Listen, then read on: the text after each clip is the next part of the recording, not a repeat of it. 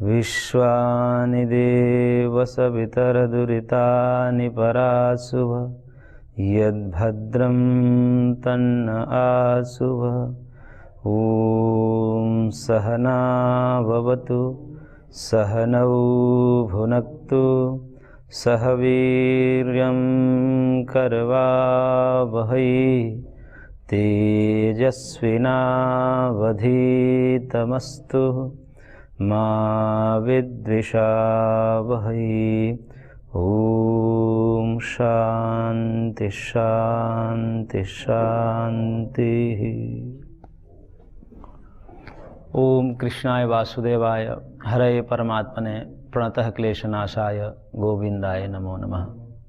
3 बार बोलेंगे। श्री राम जय जय राम, श्री राम जय जय राम, श्री राम जय जय राम, श्री राम जय जय राम। ओम श्रीमद् भगवत गीता आज हम प्रारंभ करने जा रहे हैं। भारतीय वैदिक वाङ्मय में गीता को प्रस्थान त्रयी के अंतर्गत रखा जाता है। प्रस्थान त्रयी में 3 ग्रंथ आते हैं,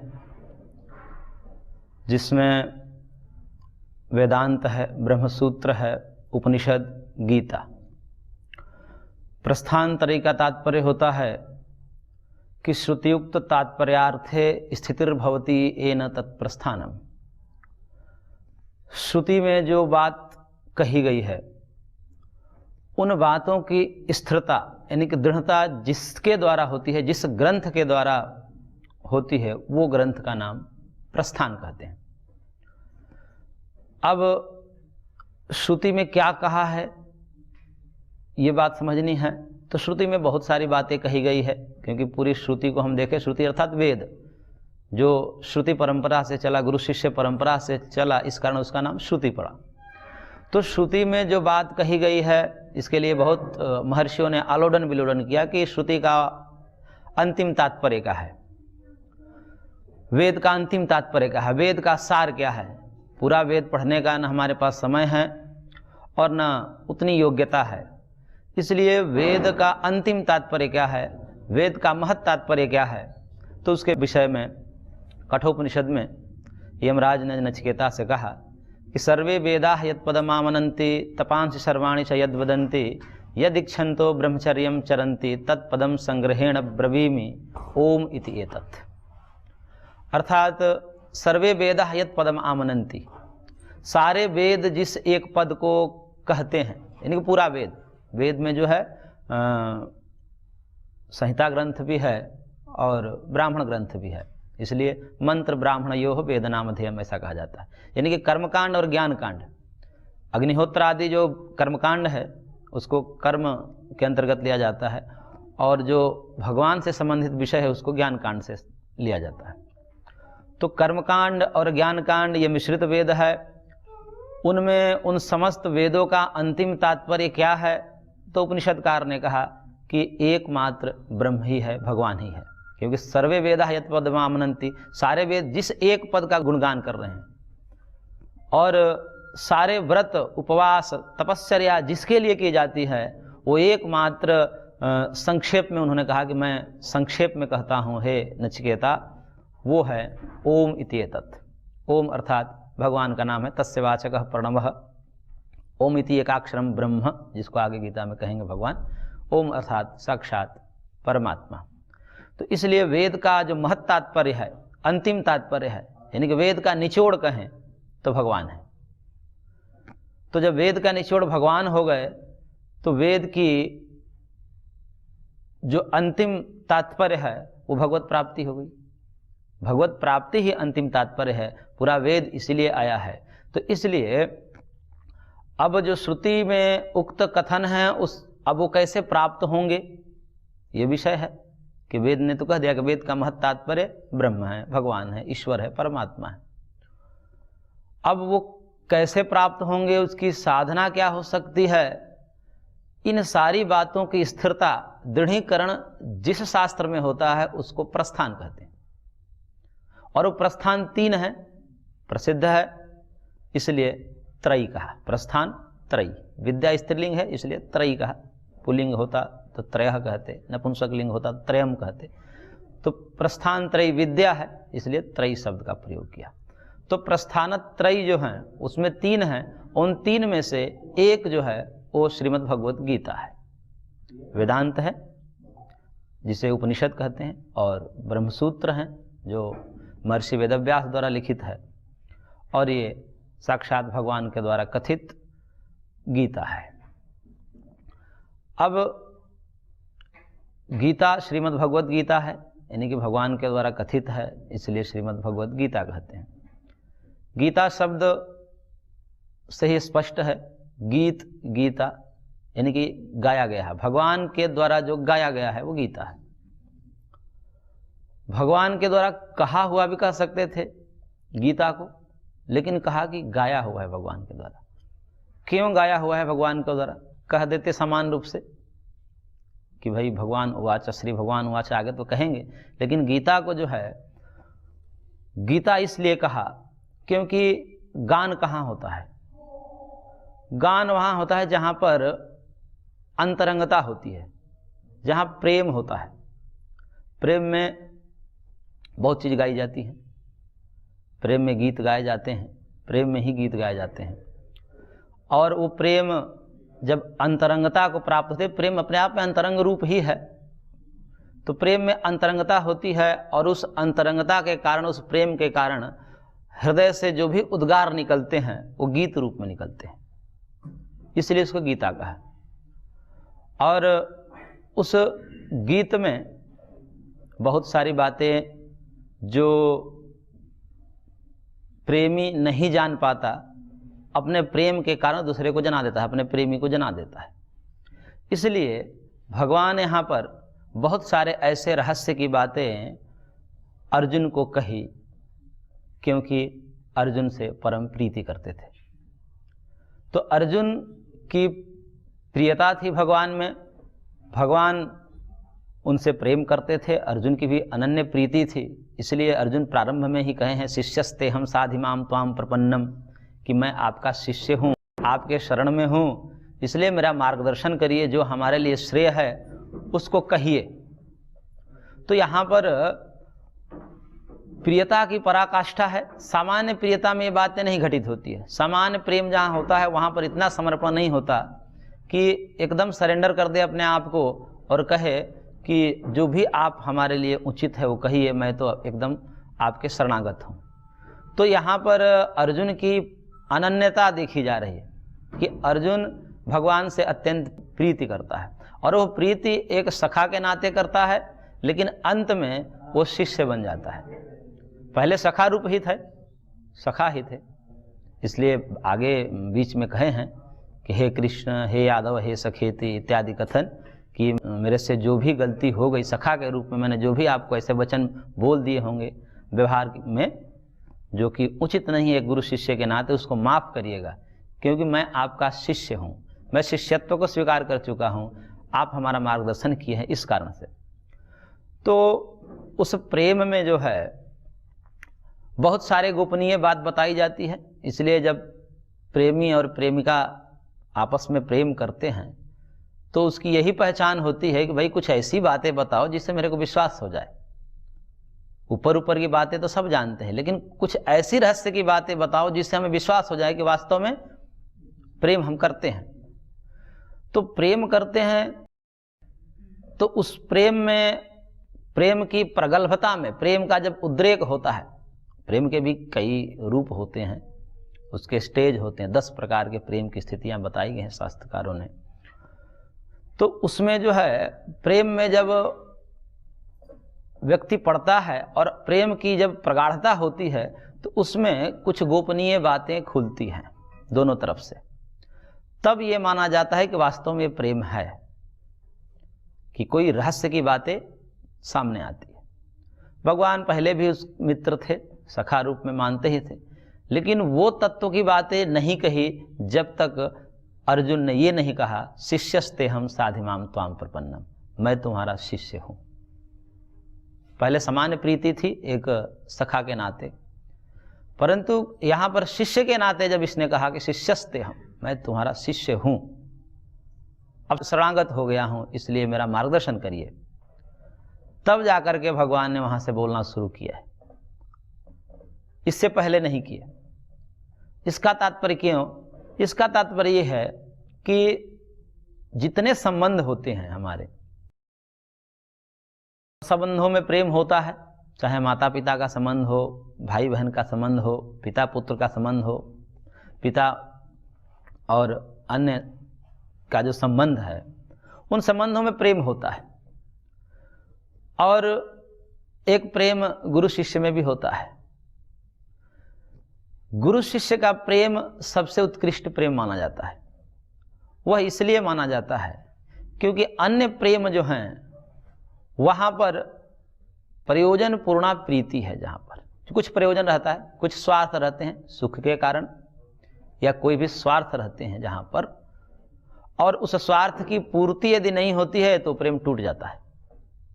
जो स्वार्थ परक प्रीति होती है प्रेम होता है। स्वार्थ परक प्रेम में प्रेम स्वार्थ की यदि पूर्ति हो जाए तो प्रेम खत्म हो जाता है, और स्वार्थ की पूर्ति ना हो तो प्रेम का स्वरूप बदल जाता है, वहां पर फिर द्वेष भावना भी हो जाती है। तो प्रेम, स्थिर प्रेम कौन होता है?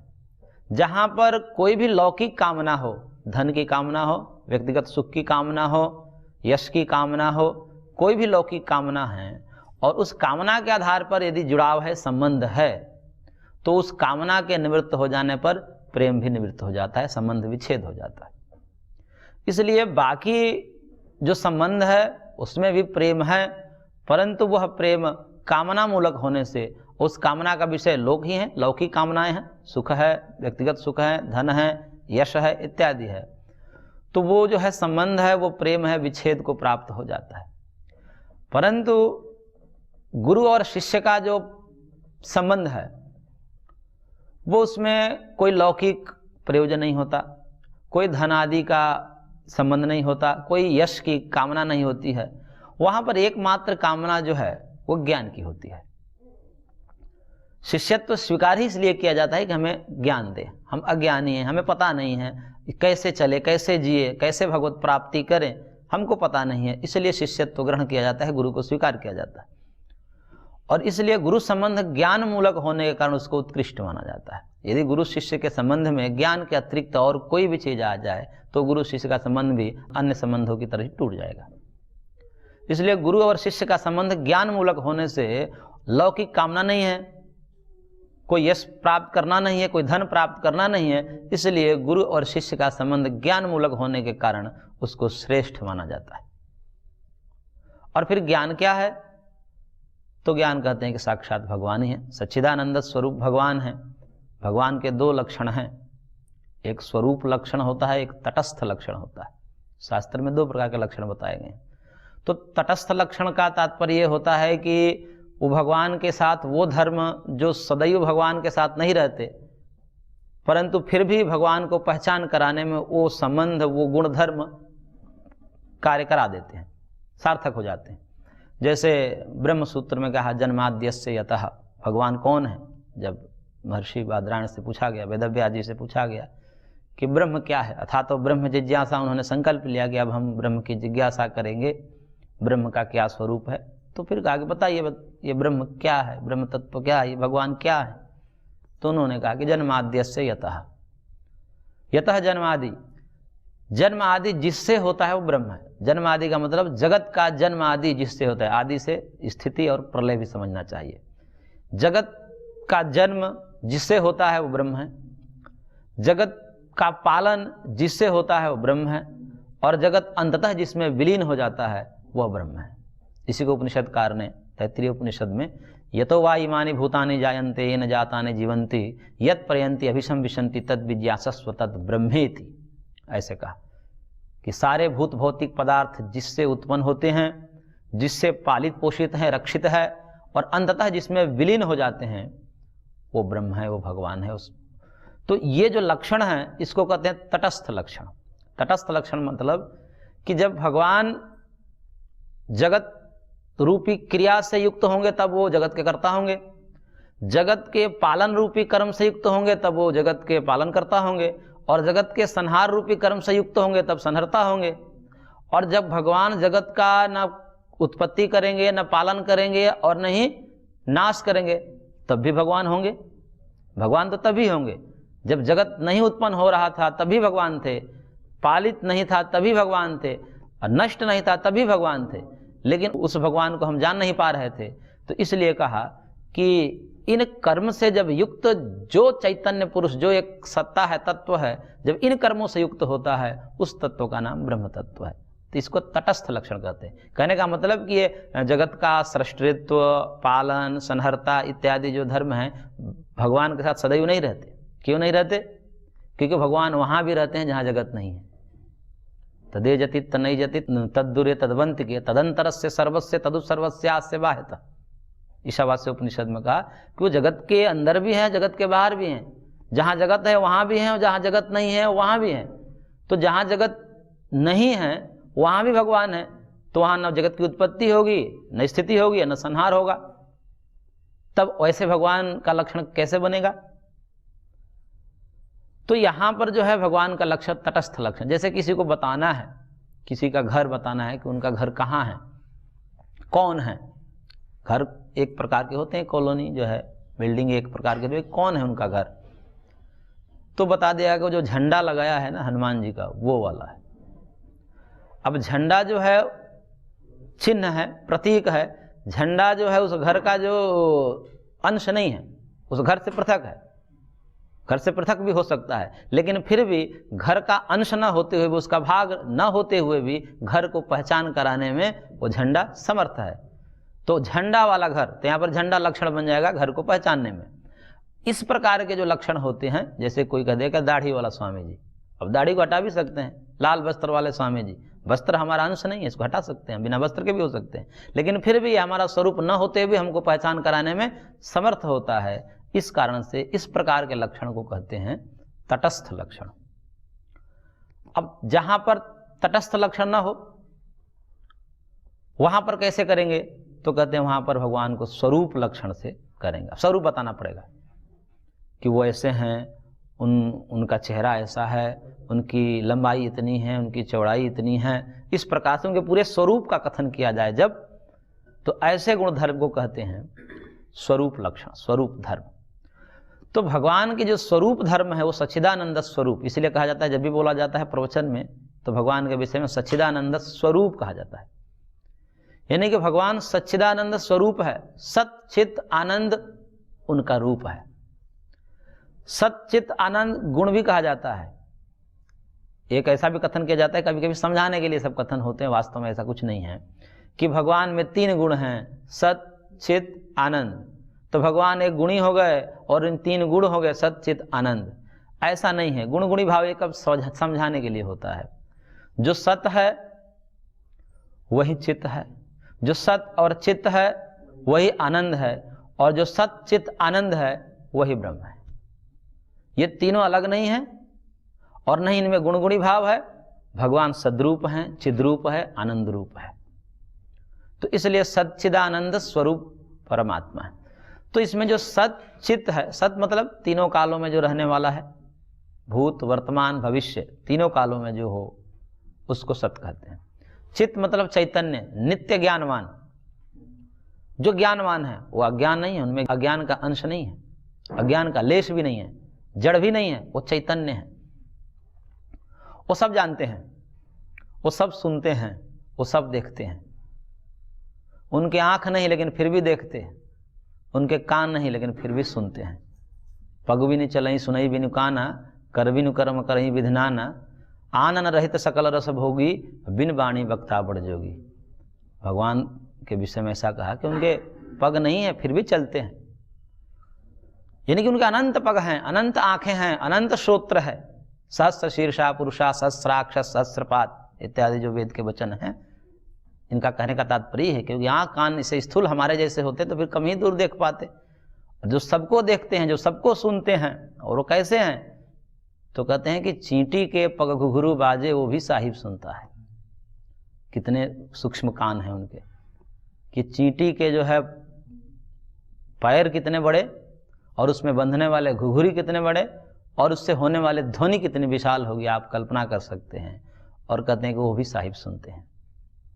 कहने का मतलब कि हमारे अंतःकरण में क्या वृत्ति चल रही है, हम क्या सोच रहे हैं, वो भी भगवान देख लेते हैं, वो भी सुन लेते हैं। हमारे पास में बैठा व्यक्ति क्या सोच रहा है हमारे विषय में हम नहीं जान पाते, परंतु भगवान क्या चित्त में सोच रहा है, व्यक्ति क्या विस्मरण कर रहा है, वो सब जान जाते हैं। क्यों? क्योंकि वो चैतन्य है, वो ज्ञानवान है, इसलिए भगवान कोई धोखा नहीं दे सकता। तो सच्चिद रूप हैं और जो चैतन्य है वही ज्ञान है, जो ज्ञानवान है वही चैतन्य। ज्ञान और चैतन्य दोनों एक ही पर्याय है। तो ज्ञानवान होने से साक्षात भगवान ही ज्ञान है, ज्ञान स्वरूप भगवान है। और जहाँ भगवान है वहाँ पर संबंध में मधुरता और संबंध में पवित्रता होती है। तो ज्ञान जहाँ नहीं है, भगवान जहाँ नहीं है, वहाँ संबंध विच्छेद होना ही है, ये तो स्वाभाविक है। जिस संबंध में भगवान नहीं है, जिस प्रेम का विषय भगवान नहीं है, वो तो खत्म होगा, वो अनित्य होगा। और भगवान चूंकि शाश्वत हैं, त्रिकालाबाधित हैं, इसलिए भगवान के नाते बनाए गए जो भी संबंध होंगे वो स्थायी होंगे, वो शाश्वत होंगे, उसका विच्छेद नहीं हो पाएगा। इसलिए भगवान के नाते यदि कोई जुड़ा है, पिता पुत्र को भगवान के नाते पाल रहा है, पुत्र पिता को भगवान के नाते आदर दे रहा है, पत्नी पति को भगवान के नाते आदर दे रही है, पति पत्नी को भगवान के नाते उसका भरण पोषण कर रहा है, तो ऐसे संबंध कभी खराब नहीं हो सकते, क्योंकि इन संबंध में भगवान है। अब भगवान से रहित यदि है तो उसको बिगड़ना ही है, क्योंकि भगवान ही एकमात्र ऐसे तत्व हैं जो स्थायी है, बाकी सारा जगत अस्थायी है। तो इसलिए भगवान जहाँ होंगे, जिस संबंध का विषय भगवान होंगे, जिस संबंध में भगवान होंगे, जिस प्रेम में भगवान होंगे, वास्तव में वही संबंध टिक पाएगा, नहीं तो उसको नष्ट होना ही है। इसलिए संबंधों की पवित्रता में सबसे पवित्र संबंध गुरु शिष्य संबंध को कहा, क्योंकि गुरु शिष्य के संबंध में भगवान है, ज्ञान है। ज्ञान मतलब भगवान। तो कहने का तात्पर्य है कि जहाँ पर भगवान है वहीं पर प्रेम है, और जो प्रेम है वही सुखी है। प्रेम देखिए, प्रेम आत्मरूप होता है। अन्य में प्रेम कहा जाए, उपनिषद में भी आता है, एक मंत्र है वहाँ पर कि इसलिए हम माता से प्रेम नहीं करते क्योंकि वो माता है, अभी तो इसलिए प्रेम करते हैं कि हमको वो सुख दे रही है। ऐसे ही पति पत्नी का प्रेम इसलिए प्रेम नहीं करते कि वो हमारी पति पत्नी है, अभी तो इसलिए प्रेम करते हैं क्योंकि उससे सुख मिल रहा है, इत्यादि सब संबंधों में कहा है। तो वहाँ तो कहा जा सकता है, चलो जहाँ सुख है वहाँ तो कहा जा सकता है इसमें प्रेम का कारण ये सुख है। लेकिन कोई पूछे कि हम अपने से प्रेम क्यों करते हैं? माता पिता से प्रेम इसलिए करते हैं क्योंकि उससे सुख है, पति पत्नी से प्रेम इसलिए करते हैं क्योंकि उससे सुख है। लेकिन जब पूछा जाए कि आप अपने से प्रेम क्यों करते हो, तब क्या कहा जाएगा? वहां पर प्रेम निरुपाधिक होगा। अन्यत्र जो है सोपाधिक, सोपाधिक का मतलब किसी अपेक्षा से है, किसी निमित्त से जो प्रेम है वो सोपाधिक प्रेम कहते हैं। और जो निरुपाधिक प्रेम है वो आत्मरूप होगा। इसलिए हम अपने से प्रेम करेंगे, किस नाते प्रेम करेंगे? जब पूछा जाए कि हम अपने से प्रेम करेंगे तो किस नाते प्रेम करेंगे? अब कोई जवाब नहीं है इसका। तो कहने का मतलब है कि मैं अपने से प्रेम करता हूं, किसी अन्य की अपेक्षा नहीं, यानी कि मैं प्रेम स्वरूप हूं, मेरा स्वरूप ही प्रेम है, इसलिए मैं प्रेम करता हूं। मेरे में अपने में कोई कामना नहीं है। दूसरे से कामना है वहां तो कह सकते हैं, लेकिन अपने आत्मा से हम क्यों प्रीति करते हैं, इसका कोई उत्तर नहीं है। क्यों करते हैं? क्योंकि आत्मा प्रेम स्वरूप है। आत्मा प्रेम स्वरूप है, इसलिए वो प्रेम चाहता है और प्रेम करता है। प्रेम के बिना रह भी नहीं पाएगा। कोई ऐसा व्यक्ति न हो, इस जगत में ऐसा कोई व्यक्ति है ही नहीं जो प्रेम के बिना रह सकता है। प्रेम सबको चाहिए, पशु पक्षी भी प्रेम को चाहते हैं। तो इसलिए प्रेम आत्मरूप होने से वो चाहिए ही, और प्रेम की प्रगल्भता, प्रेम का पवित्रता तब आती है जब उसका विषय हम भगवान को बना देते हैं। और भगवान के नाते जो संबंध होंगे उसमें दिव्यता आएगी, पवित्रता आएगी, और वो संबंध कभी विच्छेद नहीं होंगे, और वो जो है नित्य उत्कर्ष को प्राप्त होगा, वो भगवत प्राप्ति तक ले जाएगा। तो इसलिए ज्ञान मूलक जो संबंध है गुरु शिष्य का वह उत्कृष्ट है। इसलिए सखा से अब अर्जुन शिष्यत्व में आ गया। पहले सखा था, अब शिष्य में आ गया। जब तक सखा था तब तक भगवान ने उस गुह्यतम विद्या को नहीं बताया, और जब कहा कि शिष्यस्ते हम साधिमाम त्वाम प्रपन्नम, तब वहाँ पर कई श्लोक हैं, भक्तोसि में सखा, वहाँ पर अब सखा को भक्त कह दिया भगवान ने, तुम मेरे भक्त, भक्त मतलब प्रेमी हो। भक्तोसि में सखा चैति रहस्यम ही एतद उत्तम, कि ये उत्तम रहस्य, अब तुम भक्त हो गए, प्रेमी हो गए, इस कारण से मैं तुमको ये रहस्यमयी बातें बताता हूँ।